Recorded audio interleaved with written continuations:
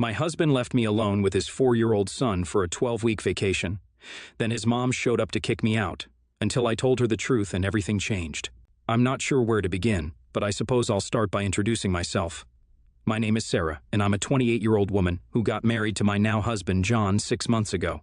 John and I have known each other since high school, and we were always good friends, but we didn't start dating until a few years ago.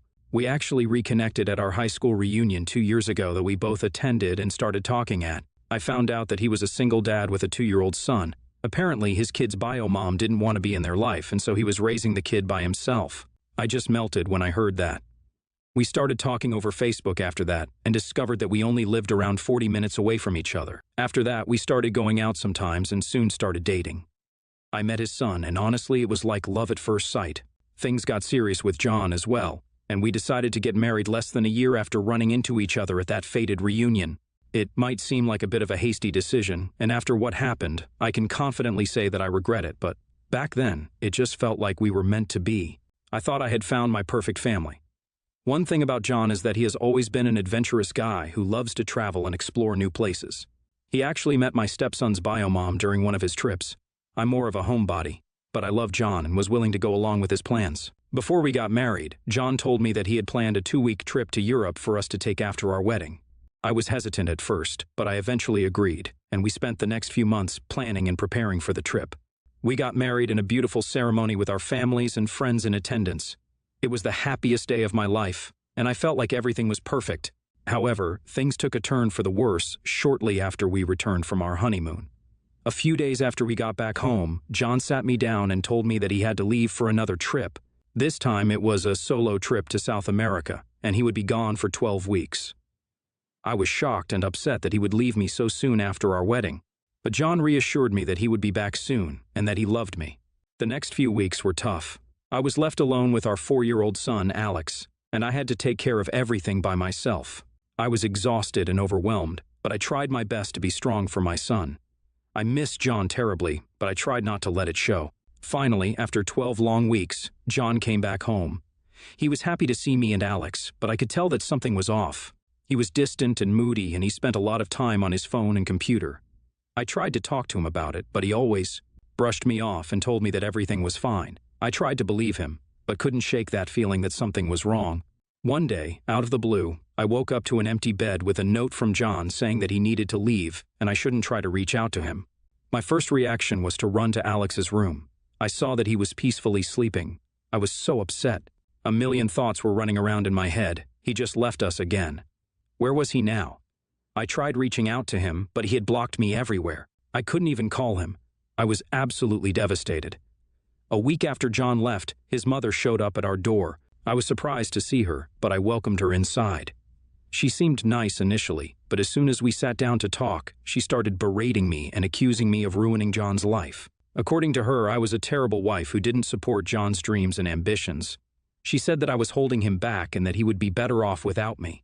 I was shocked and hurt by her words, and I tried to defend myself, but she wouldn't listen. Then she dropped the bombshell. John had told her that he was planning to leave me and that he wanted a divorce. His mother told me that John had already started the divorce proceedings and that I needed to leave the house immediately. She also told me that she would be taking Alex with her because that's what John wanted. I was devastated. I couldn't believe that John would do this to me, and I felt like my world was falling apart. But something inside me snapped, and I decided that I wasn't going to go down without a fight. I told John's mother the truth about what had happened. I told her about the 12-week trip that John had planned, and how he had left me along with Alex to go on a solo trip to South America. I told her about how he had been distant and moody since he came back and had left without notice, and I didn't even know where he was. She wouldn't believe me at first, but I showed him all the texts I had sent John while he was in South America. She went through everything and finally believed me. To say she was shocked would be an understatement. She was completely horrified. She apologized to me repeatedly for being nasty to me and said that if she had any idea what was going on, she would have helped me. She then told me that she would make John pay for his actions and cut him off from the family money completely by leaving everything to Alex in the trust fund until he turns 21. She asked if I needed to take care of Alex till we reach a solution regarding John, but I'm honestly happy to have him and see him as my son. She did offer to help financially, which I was glad to accept. Kids are expensive. The whole thing happened yesterday, and I haven't had any contact with John since then. I honestly don't know how he'll react. I've been thinking about our marriage as well, and I don't know if I still want to be married to him. Update 1. I was really not expecting the overwhelming amount of support and encouragement that I've received from the Reddit community. So many people shared their stories and offered advice, and it really helped me to feel less alone during this difficult time. I'm so grateful for all the kind words and messages. It has given me the strength to keep fighting for Alex and myself. To clarify some things, John does have a job of his own. He's a freelance writer and writes about his travels mostly. Honestly, he's pretty good, but it's not his job that pays for his lifestyle, it's his family's money. John's family has been in print media for generations. His grandfather founded the newspaper that is still quite popular, and they also have a publishing house of their own. His mom handles all the business since his dad passed away years ago when we were in college. My mother-in-law has cut him off financially and canceled all his credit cards. He hasn't reached out to me yet, but I'm sure he'll do so in no time. Alex keeps asking where Dad is, and every time I look at him, my heart just breaks. I'm just really glad to have my mother-in-law by my side. Update 2. Guess who finally showed up? My husband was absolutely furious when he realized his credit card was canceled. He was in Alaska, apparently, and had to ask a friend for money to fly back home. After coming back, he decided to visit my mother-in-law instead of seeing me and Alex, and she told him that she knows everything and that he wouldn't get a penny from her anymore. You can imagine how angry he was. He showed up at our place completely red with anger. We had a huge fight, and he told me I was ruining his life by feeding lies to his mom. I didn't back down either and told him if he doesn't leave, I'd call the cops. He left fuming, telling me that he'll make sure I pay for what I've done. The moment he left, I called my mother-in-law. She helped me get a protective order against my husband, and we've started the divorce process. I'm really glad Alex and I have her by our side. Things are pretty uncertain now, but I'm hopeful that something will work out for the best. Again, thanks for all your kind words. I truly appreciate them. Update 3. Wow, it has been nearly 6 months since my last update. I'm sorry for not updating you guys earlier, but so many things have been happening that this completely slipped my mind. After a lot of legal battles and negotiations, I'm happy to say that I am now divorced from John. Many people ask me if I would try to get custody of Alex during the divorce, but honestly, that would get extremely complicated legally as he is the only biological parent, and we've barely been married for a year. Although, I do have some good news for you guys. John's mother has been a tremendous help throughout the process, and she holds sole custody of Alex as his biological grandmother. Her excellent lawyers prove that John wasn't a reliable parent because he had left Alex in my care multiple times and he didn't have a stable source of income. It was a very complicated and exhausting trial, but John's mother won in the end. She's still incredibly nice to me and tells me that I can see Alex anytime I want. Poor baby doesn't understand what's happening, but he's adjusting well to living with his grandma, and I see him practically every other day. I really couldn't have done any of this without her. John has been ordered to pay alimony and is not allowed to contact me or Alex unless it's through our lawyer. It has been a long and difficult road, but I'm relieved to finally have some closure and to be able to move on with my life. Your ex-husband is a deadbeat, and I'm really glad the kid is not under his care anymore. I'm pretty sure he only married you so that he has someone to care for his son 24/7 in the first place. You're quite lucky to have your mother-in-law by your side.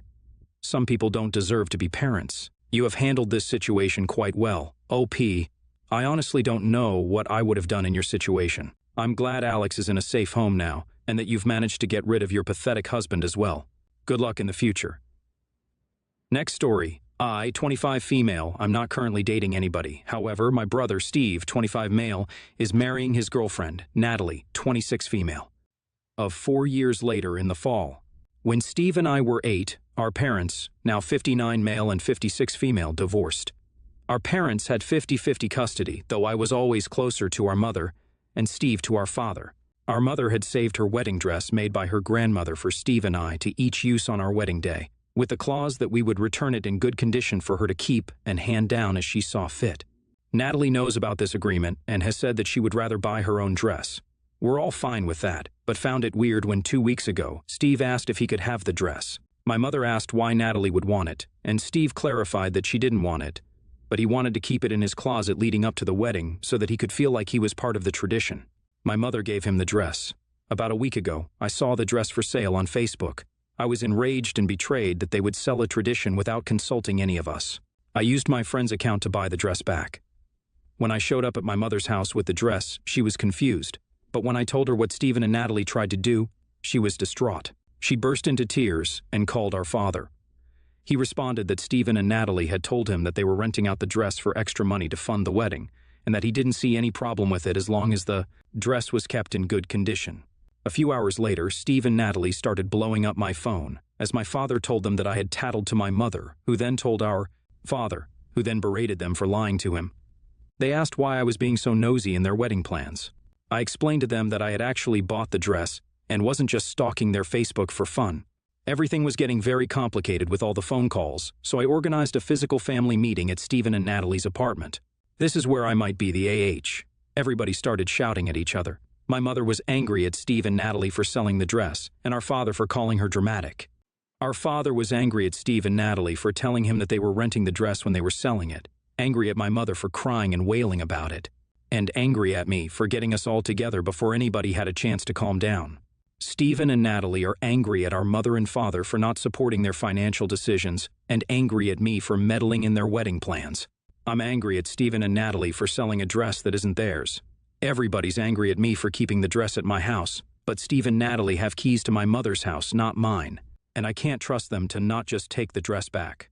NTA, your brother and his fiancée are dishonest. AH, your dad, he's one too. He couldn't possibly have believed his ex-wife would be agreeable to the son renting out her handcrafted vintage wedding dress, assuming that he's even telling the truth. I'm glad you were able to get the dress back. You might consider convincing your mother to change the locks at her house. Who knows what those two might consider helping themselves to in order to pawn the silver, the TV, anything of monetary value. NTA, your mom needs to call the cops because what your brother and his fiancée did was both theft and possibly fraud. Theft for sure because they got possession of the dress under false pretenses. Possibly fraud for selling merchandise they knew was stolen. I hope you're able to bring your mom some comfort because her child has horribly betrayed her trust. In your shoes, my brother would be dead to me for doing something like this to our mother. Full stop. Next story. I, 18 female, work as a server at a small, locally owned restaurant. A lot of my coworkers are older and are quite unfamiliar with technology. Since the ticket system is online, we ring in our table's order via little computer hubs around the restaurant. We have 5 computer hubs, including the one up front where guests pay. I have one coworker, Kate, fake name, who is in her early 60s. Anytime she has a computer issue, she runs to me. I constantly fix her problems, and she shows no interest in correcting her mistakes. Last weekend, I was working with Kate. Everything was good until about 3/4 of the way through my shift when Kate comes to me. She told me she had an emergency and needed my help. She was checking one of my tables out, a nice family of 4, but it seems as though they had already paid because they were leaving the restaurant. Kate explained that the family's table was still there despite her just checking them out. I checked and sure enough it was still there. Kate then said, "Thanks for fixing this," before walking off. Turns out Kate had checked out the wrong table. My table paid for someone else's food rather than their own. I tried to find Kate and explain what had happened, but she brushed me off, saying she was too busy. The table was left until we closed. My manager was on the main computer hub calculating our credit card tips when she called me over about my table that remained.